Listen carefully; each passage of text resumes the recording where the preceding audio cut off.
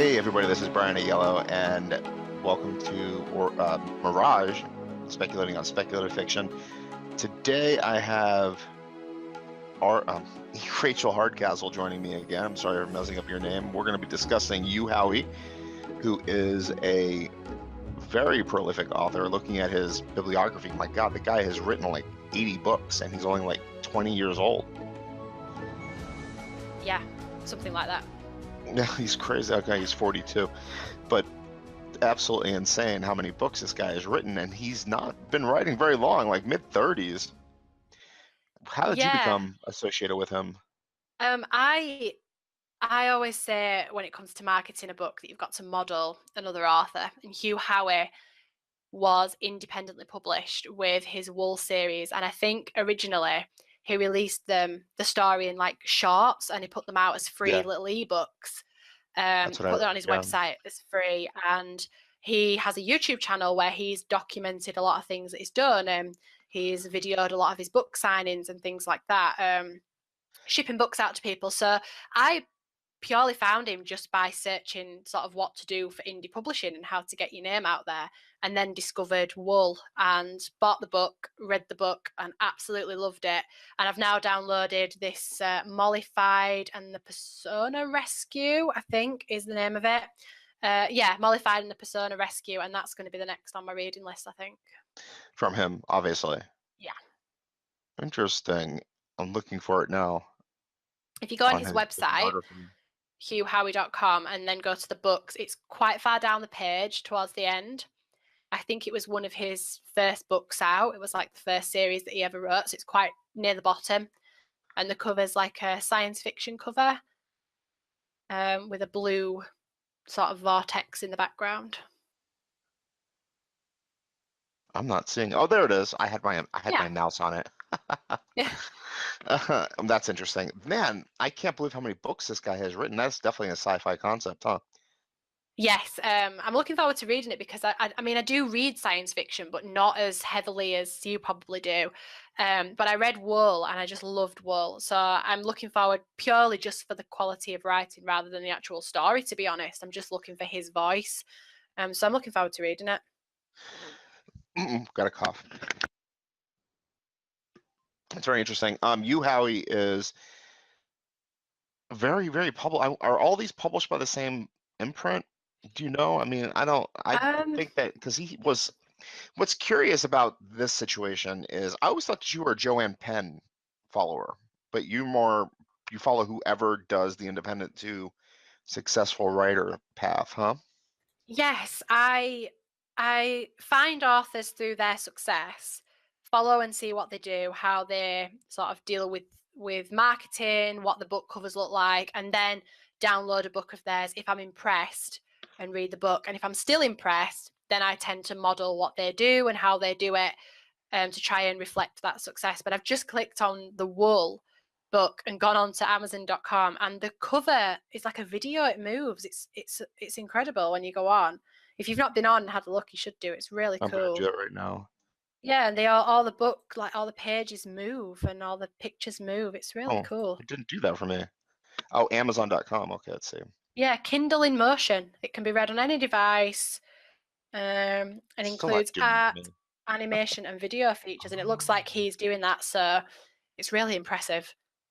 Oh, that's neat. Even the background of Amazon has a graphic on it. Yeah, that I've matches never the seen book. that It's really before. cool. So the story itself is about a guy, about a people living underground.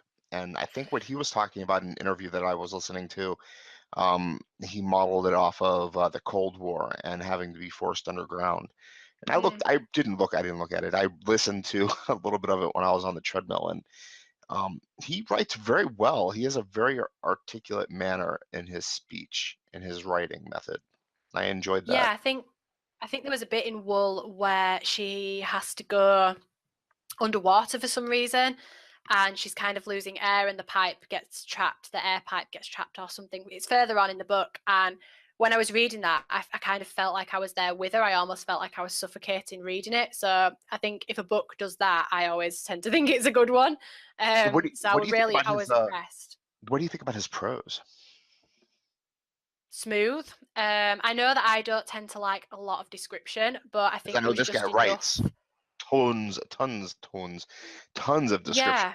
Yeah. But I think because of the mix of what the genre is and where I kind of feel the story going, and whether or not the first couple of pages grip me, because if it's full of description and after a few pages I still don't get what's going on, I tend to bin the book and then try something else. That's But so with funny. this one, I think That's it how I just felt gripped about me. that. Honestly, that was too much. I didn't know what the hell was happening, honestly.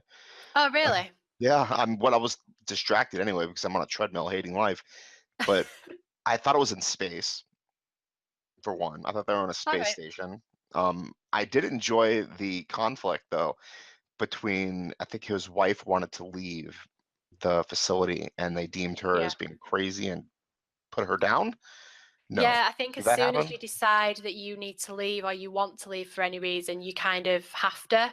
It's as soon as you voice the fact that you've considered what might be going on outside or the fact that you no longer want to live there, they force you to leave. You kind of get banished, and on the way out, they give you a piece of wool and some fluid and ask if you'll clean the monitors for them before you head off and die. Because apparently, I think in the book when um, even though you've got your suit on, the suit's only designed to give you so long to clean and wander off, and then most people die before they reach the end of this hill that disappears in the back in the foreground. So I think a lot of people clean it because they feel guilty that they've left, so that the people that are living in there can still see what's happening outside.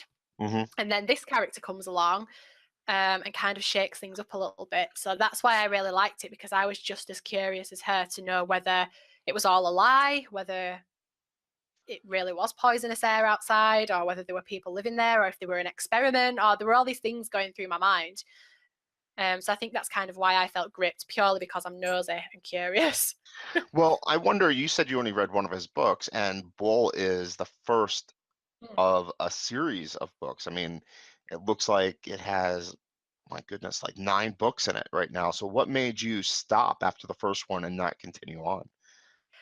Just purely that I didn't have the book. I bought Wool and then it sat on my shelf for a while and I picked it up and really enjoyed it. But I have that many books on my shelf at the moment. I kind of felt guilty going out and buying another book when I had all these others to read.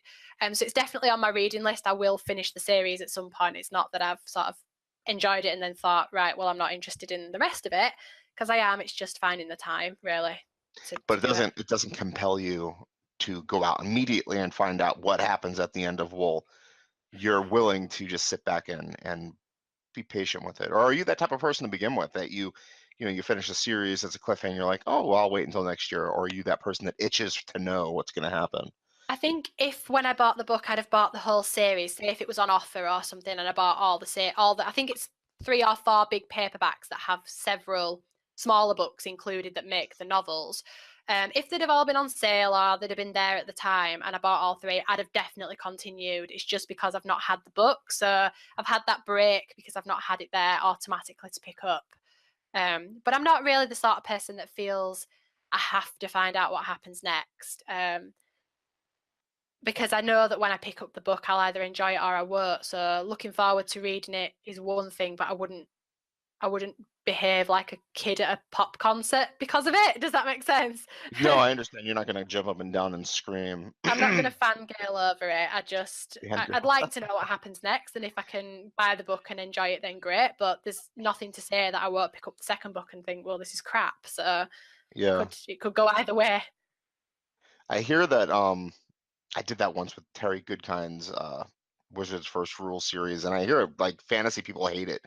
You can't even talk to people about the book because they hate the series and the author so much. But every time I finish the book, I'm like, oh my God, I have to go get the other one. And they're like 800, 900-page novels. I like finished them in a few days. Like, love that Yeah. feeling. I can't wait.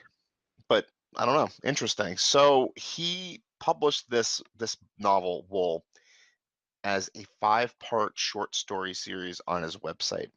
Hmm. And that to me is impressive because, one of my favorite authors is Andy Weir, and he published, The Egg, which we talked about before, and that went kind of viral.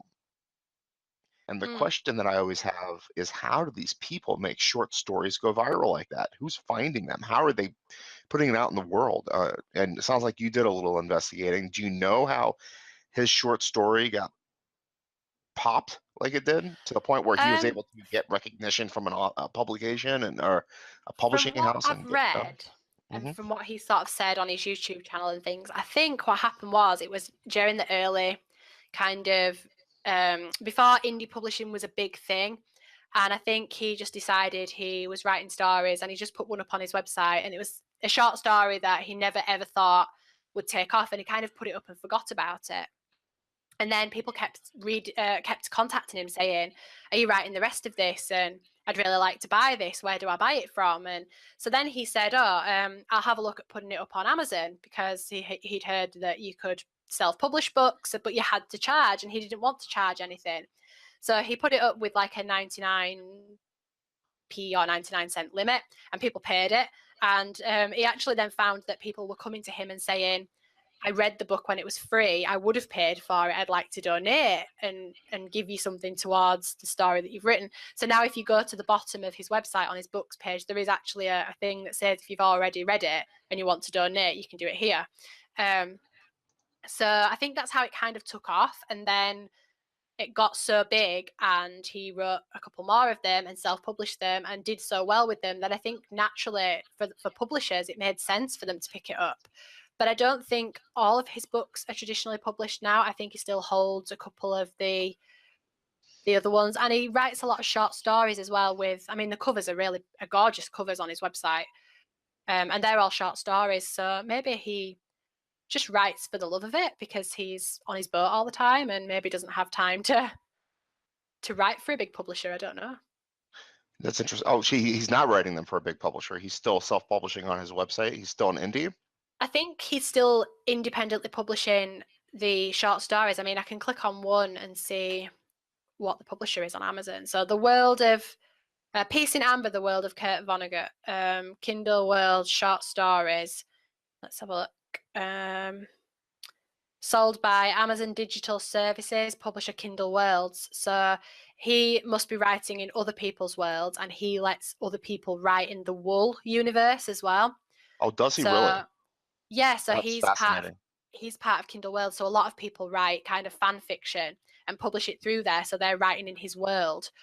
But I think he must be independently published for the rest of them. Because I know that when the last video I watched of him talking about his publishing, it was all indie related.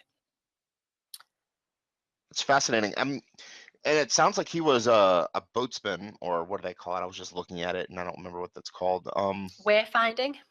No, he was a yacht captain at one point Oh, right. in his youth before becoming an author, and a roofer and an audio technician. And I don't even think he has college, does he? Let me go back to his Wikipedia page.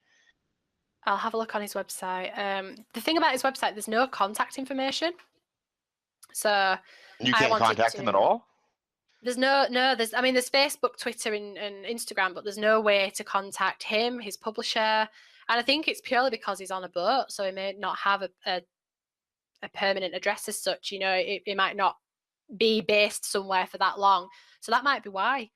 But yeah, there's no contact information for his publisher or his agent or anything. It's literally just like a blog it's almost as if the blog's got website features rather than a website with blog features. It's backwards, but it's really Yeah. nice. Well, he's got Twitter and Facebook Yeah, and Instagram. and Instagram. I wonder what's on his Instagram. But Wool was his 7th published book. So it must Wool have was been the the seventh? seventh. Oh wow. Yeah, it must be the 7th thing that he wrote that he put up that took off. So I think Mollified was the first, that series. So the first 6 might be Mollified books. He loves writing. The idea of, he calls it a maturity when he finished his first novel, which was I think Bull, not certain, but when he finished the first 400-page novel, it popped for him how to do it. And I definitely can appreciate that. Writing your first actual full-length novel, it's like, oh, I can do this. I just have to stick to it and continue Yeah. writing words. it's a fascinating experience. What fascinates me is his travel around the world. He's got a map on his website. But the funny thing was when I was on holiday recently with family, we discovered an app. We were always looking out of the balcony and looking at the boat lights on the horizon on the ocean and trying to figure out what kind of ships they were. And my partner found an app where you can put in your location and it'll sort of tell you what's passing, what kind of ship it is. And the next day, I thought I saw somebody that looked like Hugh Howie. And I said to my partner, I wonder, is the Wayfinder, his boat, docked in the in the bay near where we were staying? So we actually used it to try and find out where he was, and he was actually way. It was in New Zealand somewhere at the time, which was crazy. But it was interesting to see that he gets so far across the world. And when you go on his website, if you have a look at the map, it's literally like South Africa, Colombia, Canada. It goes literally everywhere. He So actually if calls South Africa his home. Oh, does it? Yeah, and that's fascinatingly scary because I don't think I'd want to live there. But Oh, it's he's one of the obviously most found dangerous countries in the something. world. He's obviously Yeah, found something there St. that he Francis likes. Bay, Eastern Cape, South Africa is where he calls his home right now. Wow. And that is a gorgeous little place, I guess. Right on the water, obviously. It's a cape. Yeah. It's on the east side. I'm trying to open Google Maps right now. It doesn't want to cooperate. I downloaded Pinterest, so you could save pins or whatever to your Pinterest account, Oh, and it yeah. slowed things down significantly. What a gorgeous place to be from, though, if you want to be all over the world. I mean, it's right in the middle of everything. Halfway to Australia, halfway to South America. He I does a mean, lot of blogging about his journeys around the world as well. So I think he's got a couple of books out now about it, and he blogs a lot, YouTube videos, stuff like that. So if you go on his YouTube channel, you can always find something that he's doing in some wonderful sunny place where we're not, man, and feel jealous of him. I used to fantasize as a kid about being on a boat and sailing the world. What an interesting, I mean, that takes a lot of bravery to do too, because pirates and sharks and weather, I mean, these are dangerous things, the oceans and waterways of our world. Mm. And yet he's out there with his wife on a catamaran, a very small boat, doing it, sailing. Crazy. Cannot believe the dude actually does that. Incredibly jealous. Yeah, I think I am a bit too.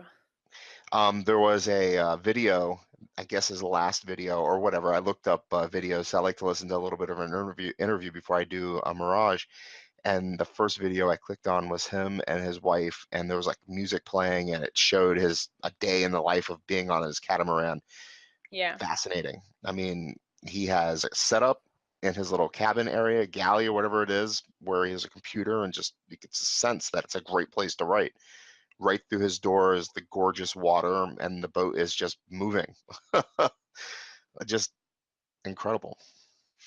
Yeah, I always look at his website and think, wow, I mean, not only is he writing and being successful that way, but it's kind of probably funding the journeys around the world for him as well, because I don't think he does anything else as a job. So it must be funding what he's doing. So I just find that completely fascinating that he's got such success being an independent author to start with. It kind of gives me hope that maybe that's kind of a possible future for the rest of us as well. I mean, it can be, depending on how much you want to be able to live on, right?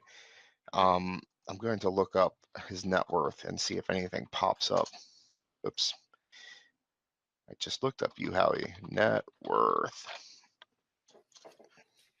He is actually worth a considerable sum in the amount of, oh, come on, he's not worth anything. He was born in 1975. Why did you bring me to his Wikipedia page? He's not worth anything. He owes It's not money. worth anything. I don't know. Oh my God, he's worth a lot of money. Actually, what is wrong with my computer? Oh, 1.8 million. Wow. It's pretty significant. I mean, that definitely would allow you to live on your boat and tour the world. Yeah, I think so. If you You'd call, hope so anyway. Yeah, if you call South Africa home and you're on a boat almost year round, who do you pay taxes to? I wonder if he's still an American citizen and pays taxes into America. I would imagine so. I think he's a US citizen. But if you call South Africa home now, does that mean that he's now a South African citizen? I don't know how it Maybe. works. He's not there, right? Unless he's got I mean, like a dual. Can you have like dual citizenship for different places? you can, but it's hard to do, and not sure how he would do it. And there's no information on him personally. Nobody's written a biography on who Hugh Howie actually is, where he came from. He was a boat captain, a roofer, and an audio technician, right? Yeah. How did he, I mean, no education. There's no past for him whatsoever. He's, 42 years old. He's basically an old, decrepit old man. Um, Well, he's a I year wouldn't go older. that far. He's a year older than I am. I don't know. What do you think? As um, much as I like you, Howie, I disagree with just about. Come on, computer, what is up? You have a lot of RAM. Go faster than you're going. Anyway, tell me what you're going to say. I've forgotten what I was going to say, if I'm being honest. Oh, well, my computer does not want to open this website. In terms of comparing him to like a Stephen King or George R. Martin, where do you think he lies? I think to me personally, they're all on a parallel, but they're on the parallel for different reasons. Um, I like Hugh's book as much as I like the Game of Thrones book, but again, for different reasons, the different lengths, the different genres. So there's never really going to be a way to compare Stephen King to Hugh Howie because they don't write the same genre.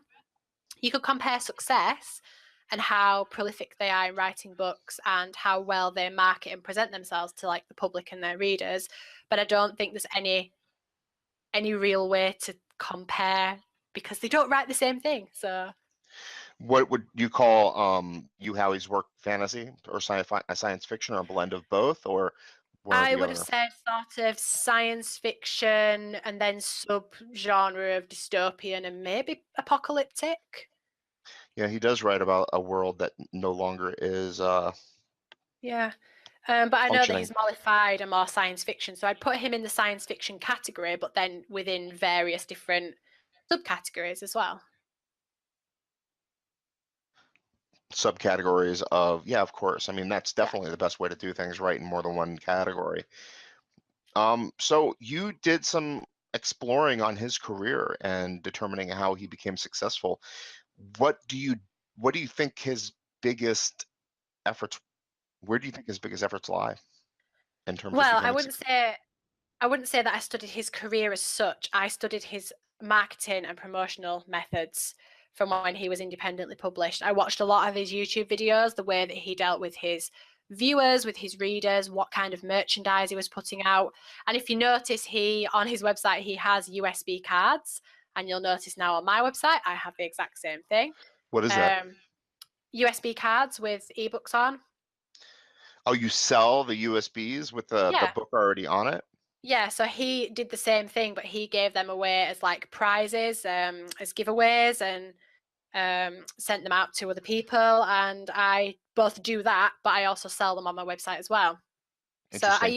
I studied a lot of his techniques, again with things like live viewings of when he gets, say, if he gets 50 orders in for 50 books, sometimes he will sit at his table, sign them, batch them all up and have a chat with the readers and answer questions at the same time. So you'll notice that when I did my book signing and I had prep night, that was live, so people could see exactly what we were doing to prepare, how much work and effort went in. I could answer questions. So I'm trying to mirror what he's doing in order to mirror his success. So that's the only thing I've really studied about him, not him as a person, just his techniques. So what's really curious to me is where he came from.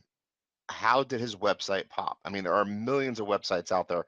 How 6 years ago in 2011, which is like in the middle of the independent book movement, did he become popular? I mean, was he on WordPress? I mean, that's the thing is that I'm not finding any specific information about you, how he's beginning. Oh, he wrote iZombie too? Yeah. Yeah, he wrote iZombie. Wasn't that made into a movie? I don't know actually. Are you sure you're not thinking of iRobot? No, I thought there was a movie recently that came out about a zombie written or about in the zombie's perspective. It looks like it's a TV series. Oh, is that what I'm looking at? Wow, that's pretty impressive, right? Yeah. Oh yeah, it is a TV series. Look Yeah, at it's a that. TV series. And you don't even know about it. You're gonna start watching that immediately, huh? I probably prefer to read the book first, actually, and then see what they've done with it. Which is why I haven't watched the rest of Game of Thrones, because I read the first sort of book and a half, and then somebody said to me, "Oh, you should just watch the series." And then I decided that I didn't want to watch the series and ruin it. So I've now not watched any of Game of Thrones because I'm trying to get through the books very, very Oh slowly. man. So, It's not even, they've gone off the rails in terms of the books too. I've read the first five all and then I right. lost the fifth book. And that's why I hate physical books now because I left that at my mom's place and did not finish it and then got it back and like I could not get into it again. So now I am completely ebook friendly.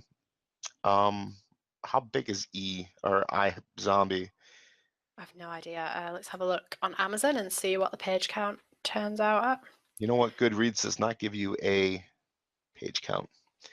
It should be Bye. someplace else. Here we go. It is print length. It's 308 pages long, and And it's it's a published standalone, through. right? Yeah, it's published through Broadreach Publishing back in 2012 in July. It's interesting. So we look at his website, we look at his Wikipedia page, we see his bibliography has 60, 70 options on it. But how many of those are actually published through a publisher and how many of those are being self-published by him, which is incredibly interesting. Well, I'd like to think that it's still independently publishing, but it looks like some of them are through maybe small presses. I don't know. I've never heard of Broadreach Publishing, so maybe that's a small independent press. Unless it's one of his own, maybe it's his. It's very Um, interesting. have a look. Broadreach. Welcome to Broadreach Books. Oh, you looked at Broadreach Attract. books because I got like Yeah. scuba diving, sailing, marine biology was my first option. I'm going Well, to the look at books logo, now. interestingly, the logo is a boat. Providing attractive, accessible, and engaging books for classrooms and libraries, we strive to nurture early reading and inspire reluctant readers with our award-winning titles. So is Wool YA? Collections. Um. Because this looks like a Ooh. YA Well, publisher. I don't. I don't think it is. I don't think Wool's published with this company. I think Wool is with one of like the big five. Let me just check. Um. It's with Simon and Schuster, so it's with one of the big five. Oh, interesting. And So this is the iZombies smaller did this people? press. That's interesting. And Hmm. I'm not able to search what they offer. Maybe this is the wrong publisher for Well, him. I'm not even sure I've got the right publisher here because all these books are really aimed at little kids, you know. Little kids, yeah, that's They're what I'm like seeing too. animals and all that sort of stuff. So, All right, let me back although out. this young adult, here we go, young adult. Uh, I don't think they, I don't think they publish fiction, not like young adult fiction anyway. So All I'm right, wondering let's if do I've got this. the wrong company. That sounds like it. Let's see. iZombie Broadreach Books. I It's only an ebook. No, it's not. It has paperback too. Huh. Publication date sold 2012. by Broadreach. It's 2 words. I was looking 1 word. And it's Broad, publishing, not books. Broadreach Publishing. Um, Oh, look at this. It's actually, you look at their website is novelrank.com. Never mind. I'm so dumb. oh, is that the website? Because I saw that and didn't click on it, thinking that it was different. Wow, it has a lot of his books there. Let's see. Publishing, open library. This is a very interesting podcast. You know what it is? He doesn't have any information about who he is and where he came from. I know he's from North Carolina. I listened to one interview that said that his wife or his girlfriend at the time dragged him out to the mountains, and that's where he wrote his first novel. Finished it anyway. I know he and his wife are, a team. They work together. He writes, she reads. She probably edits him a little bit and pushes him on plot and character and this, that, and the other thing. Hmm. I'm half thinking Hugh Howie is a pseudonym that doesn't exist prior to the publication of his first full-length book, or this publishing website situation. Oh, Just really? Yeah, I don't think anything, and nothing exists prior to that. I mean, it doesn't have any schools. I don't see any, history of friends or family. It's not talking about his mom or dad. It's not talking about his siblings or friends or experiences other than he was a boat captain, which might mean that he's a boat captain now. I have no clue.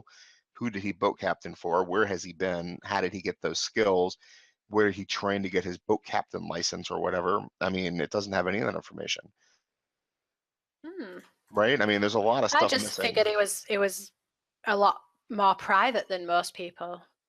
I just don't think he exists as a person. I think Hugh Howie is a name that he stamps on his book covers because it doesn't matter. You know what I mean? It's like a Yeah, username. perhaps. That's interesting. I've never heard that before. Who's his wife? Why doesn't she have a name? You know what I mean? She doesn't Well, exist she's anywhere. on a lot of his video blogs. Yeah, but what's her name? What's her maiden name? But Where is she I don't from? know. What's her I school? couldn't tell you that. If she's so involved and in so many of these videos, don't you think she would have at least some cursory information attached to him? He's pretty popular and important in terms of his contributions to the literary field. I would think that she would have at least some information about where she comes from.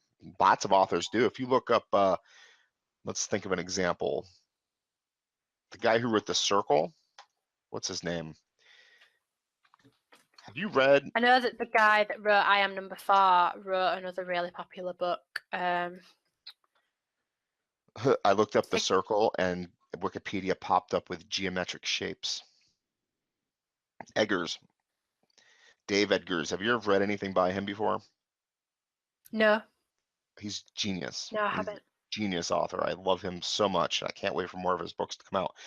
But if you look at his life, oh, come on, Wikipedia, really? Oh, I'm looking at The Circle. Haha, okay. He's married to somebody. You know what I mean? He's married. You can see where he went to school. You see where his life began in the 1990s, all the way back to the 1990s. His personal life is 3 paragraphs. Yeah. And, this guy is not much more popular than the Wool dude. Let's see how much Dave Edgar's is worth. He just made a movie with Emma Watson, so he might be worth a lot.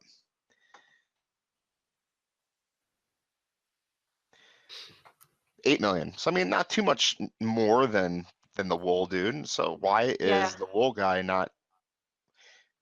Why does the Wool guy not have more information? I don't know. I think obviously at some point he must have had a postal address because people sent him things on his YouTube channel. He used to open his mail live on YouTube and go through the gifts that people were sending him and the wool related stuff that people were sending him. So at some point he must have had like a PO box or something. But I think it's purely because he's now traveling the world and he doesn't have that permanent address. But I don't know whether or not Hugh Howie is his real name. It might not be, but he seems like a real guy to me. Just the name, perhaps, Well, I has mean, been he's a real stamped on. person. Like he Mm. actually exists in skin and bone, and he does interviews, and he's an alive, actual human being. But I just don't think his name is Hugh Howie. I think Hugh Howie is a great pseudonym that attracted. No, maybe it didn't do anything for him, but I think it's a pseudonym. Well, if he ever listens to this podcast, he'll have to tell us. He'll he'll shut us down. I mean, what else do we have to say about Hugh Howie in terms of what he's accomplished so far? I think the other thing I've got to say is that if you're an independent author, he's a great model. It's ideal for you to look him up, look at his YouTube videos, see what he does for marketing, What does he do for see marketing? What exactly specifically do you see him doing for marketing that has Well, it's gotten him his popularity? not so much now, but certainly a few years ago, especially with the USB cards and the giveaways and I think at some point he included a really early draft that he'd written that, so like I think it was like his mum had been through and edited, and when somebody bought a book, they got like a copy of that, like a photocopy of it as a gift that he signed and included it. So just things like that, just really special, unique ways of getting the reader's attention and getting his stuff out there. I just think it's fascinating, some of the stuff that he's come up with, and especially doing it all live on camera, opening his books on camera, doing all his signings and his event prep and stuff like that. I just think it's vital that indies get that insight, because he's doing something right. So if we can look at what he's doing, study it, model it, and repeat it, surely that a little bit of that success has to come our way as well, because you're just mirroring what somebody else has done who's already successful. If it worked for him, there's a good chance it'll work for us. So that's But really all I've got to say. did he do it to get successful, or was he already successful when he did it? Started doing it. I think it was a little bit of both. I think his short story had taken off perhaps accidentally, and he obviously was really enjoying doing what he was doing. So I think he only did it because he was enjoying it, but I think it just fueled more sales and more interest. So whatever the reason, it worked for him. And I think if you enjoy something as much as he enjoys it, because clearly when you watch his videos, he really gets a lot of enjoyment out of writing and interacting with the people that read his stuff. Oh yeah, And I that's the just best think, part, right? yeah, exactly. So I think if we could do it and do it with the passion and the enthusiasm that he does, there's certainly something to be learnt there from an indie point of view. Going to look up where Hugh Howie published his first story at and see if anything pops up. Hugh Howie turned his self-published story Wool into a success. Thank you, Writer's Digest. Did he really? I did not know that. I just randomly typed in letters and it equaled to Hugh Howie. So Hugh Howie walked away from a small press contract, and self-publishing didn't seem all that remarkable. After assuming complete control of his work, he kept his day job and began writing and releasing ebooks in his off hours. Happy to be, so he worked in, no, that's confusing, right? He didn't work. He already had a contract. Oh, he worked in a bookshop for a while. How do you know that? I think it was in one of his videos or one of his interviews. He was working in, like, I don't know, the equivalent of like a Barnes and Noble, I think. And his boss, when he published the book, I think he was looking at his sales, and he and his boss were stood together watching the sales go up and up and up. And I think at some point his boss turned to him and said, "Sir, when are you handing in your notice then?" Because he just assumed that this success had got to his head. So I think he, for a while, worked in a bookshop. I don't know whether that was a full-time, part-time, when he was really young, or how long ago that was, but that definitely rings a bell for Hugh Howie. That's interesting. Yeah, one of the interviews I listened to, he talked about being a bookseller as well, Yeah. which was interesting because I would think that if you were a bookseller, and he put it like that, he called himself a bookseller, which makes me think that he knew how to sell books and who to sell books to. Yeah. You know, in Well, that time anyway. that probably contributed to his success. I mean, he's been selling books to people. He knows what people look for in a cover. He knows what people look for in a good blurb. He knows the length of books that people buy, what's on trend at the time, stuff like that. So maybe that's helped. Maybe that knowledge just fueled his ability to sell his own book. When Howie published Wool, he was making $150,000 a month through ebook sales alone. That's a lot. That is a significant amount of money. But there's some magic there. You know, I don't know. We're talking. I talked to another author who wanted to discuss J.K. Rowling on Mirage last time I did an episode, and you know, J.K. Rowling had written Harry Potter, and she sent it to X number of publishers before they bought it. And that was prior to 2000. Different world entirely. I really want to know what this guy did to put his story under people's noses. You know what I mean? Because it doesn't seem like anybody nowadays is popping short stories. He Unless you was could think of probably he was probably blogging first and had some kind of follower on his blog, and then put the story up, and the people already following him through his blog posts and his content, assuming they liked the story and shared it, and it got out that way. Because he did say that it went up on his website and people liked it, so somebody must have been able to find the website and enjoy the fiction for that to take off. So my thoughts are he was already writing and blogging on a website that was doing okay, and it took off from there. Nobody's even talking about that though, right? I mean, if that was the case, wouldn't that be mentioned? Not necessarily, no. um I mean, there's only so much you know about your favorite authors. There's only so much that J.K. Rowling will tell you about her past. She'll tell you the main things that happened to her and that she hit rock bottom, but you don't know about all the things that she was trying to do to get the book out to publishers. You know, you just don't know. There's obviously a lot of stuff that authors don't tell you. They can't tell you everything. There's just no way. It's not possible. Well, So we know that Stephen King wrote Carrie, and yeah, before he was finished with the book, he threw it in the trash. Or and his actually, wife let's saved amend it. that. Yeah, saved it. Or did he start sending out to publishers and was rejected, rejected, rejected, and he threw it into the trash then, and his wife saved it. But we Well, know that's part exactly. of his lore, right? We know that Stephen King almost became the best English teacher in the world, as opposed to one of the best authors of macabre and horror and science fiction and fantasy of the 20th, 21st century. But we know that J.K. Rowling also wrote a book in a coffee shop and in a restaurant while her daughter slept upstairs or something along those lines. And we know that she sent it to publishers and she was being rejected, rejected, rejected. And Scholastic decided to take a chance on her. Yep. And by 2000, she exploded into this phenomenon that became the billionaire author that we know of today. But what we don't know is how Hugh Howie went from a nobody bookseller, wouldn't even know what that means, to Hugh Howie being a 1.8 millionaire person who gets to live on a catamaran with a pretty lady that he gets to call his wife. We know nothing about that. I don't know. Maybe I'm frustrated for no reason. I just cannot find anything about this guy that's legitimate. It all seems like smoke and mirrors. It could be. It could just be that he's very private about that side of his life. I mean, he may have control over his website like I do, so he can post whatever he wants on his website, remove whatever he wants from the website, that sort of stuff. So Uh-huh. you just don't know what kind of control he's got and what kind of contracts he's signed. And if he is that desperate to keep his family life and everything private, well, so it's on him really. I don't know. He But I has a think, TV other than series that's what pretty. authors tell you, there's never any way for you to guarantee that that's exactly what happened. I know, but he's not saying anything.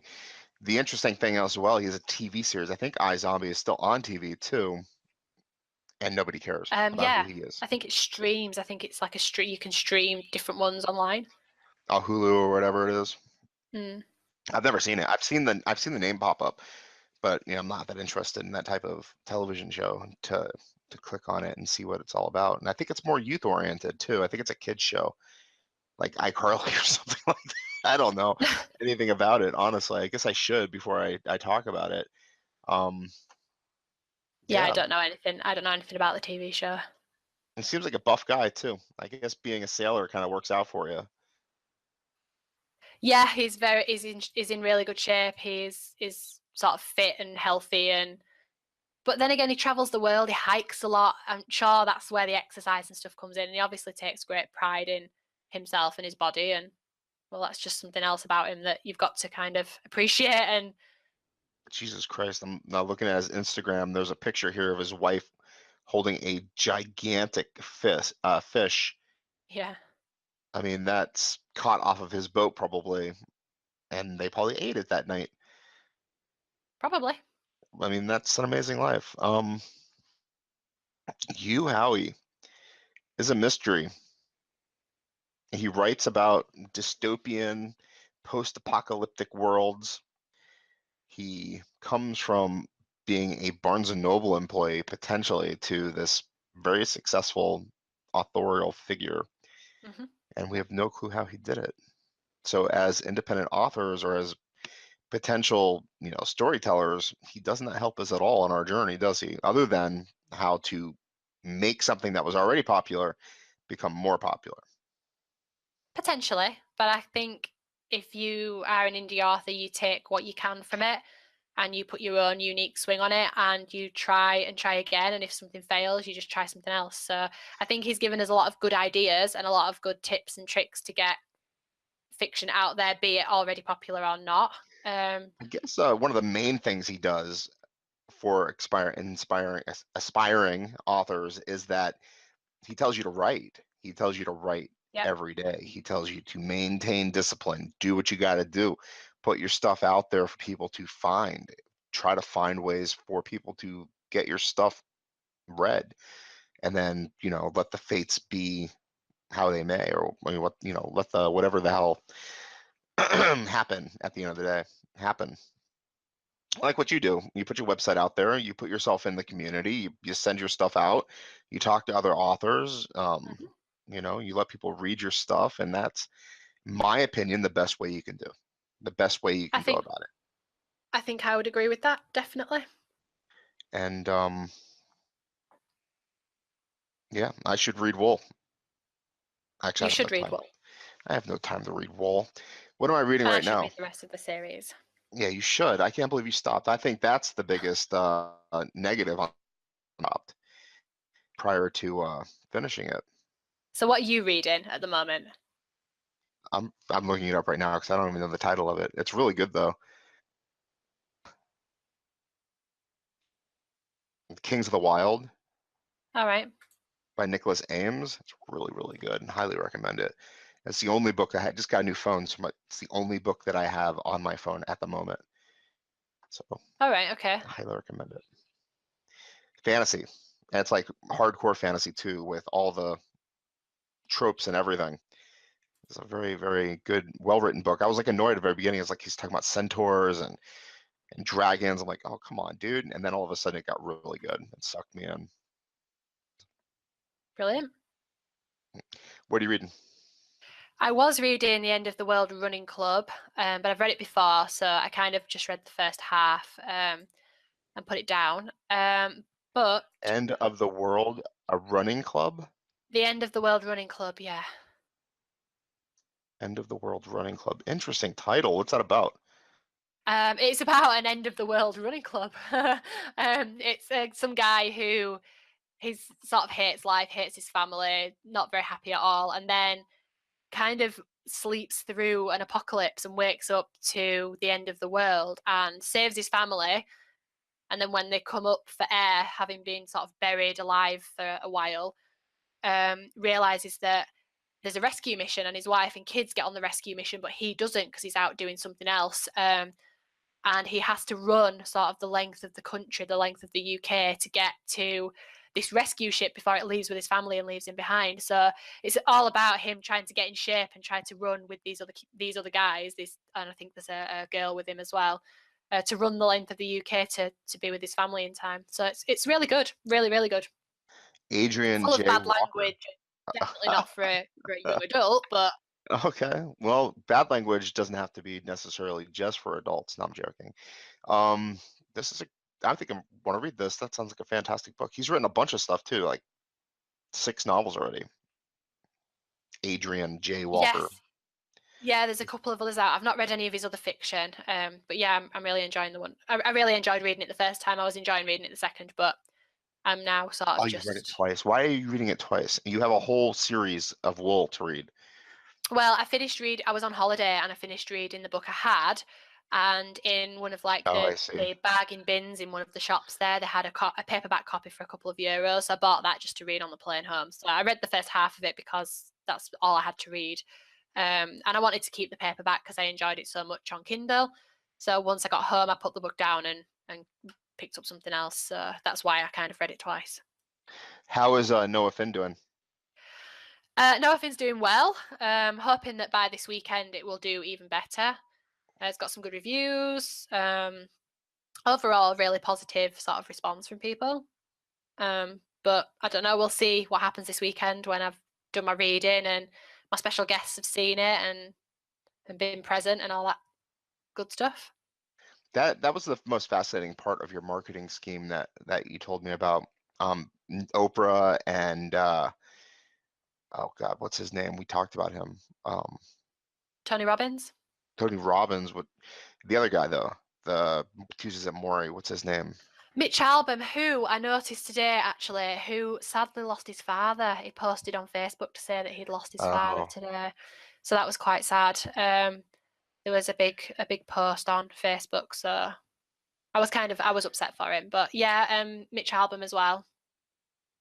no results though. Nobody got back to you yet. No, but it's Christmas, and I don't expect anybody to get back to me. If they do, I'll be surprised and shocked and pleased, but I don't expect them to. I just wanted to know that I had the guts to do it, so Yeah, that's kind of why I did it. it's And impressive. plus, even if they don't read it, somebody in the office might pick it up and say, "Oh yeah, it's not bad," or pass it on, or it only takes one person. And if you don't send the books out there, you don't know. So So, in terms of our current author, Hugh Howie, you give him a thumbs up and you recommend that people read yes, his books. That's yes, awesome. thumbs up. Read the book, books. Is there anything that we're missing that we should talk about? Because I really know nothing about this guy. I don't know where he went to school. His website is very just, yeah, he does cool things. That's about it. I think we've probably covered everything Hugh Howie-ish, and people will make their own minds up when they download a book or check out his YouTube channel and all that stuff. One of those things, you bring a metal detector to a beach and you start looking for something fun in the sand, and the metal detector goes off and you start digging and nothing is there. You know what I mean? You start looking in that place. The metal detector says there's something there, but you dig, dig, dig, and there's nothing that's showing up. Mm-hmm. I wanted more with you, Howie, and it just didn't seem like anything was showing up with him. But Yeah, I think his fiction makes up for what we lack in knowledge about his personal life, though. I think he's still a good writer. It's still worth, even if you can't find out anything about him, it's still worth giving his books a try, I feel. well, I think leaving it at that is not a bad idea, and I thank you so Mhm. much for being willing to talk with me about you, Howie, and you My know, pleasure, as always. yeah.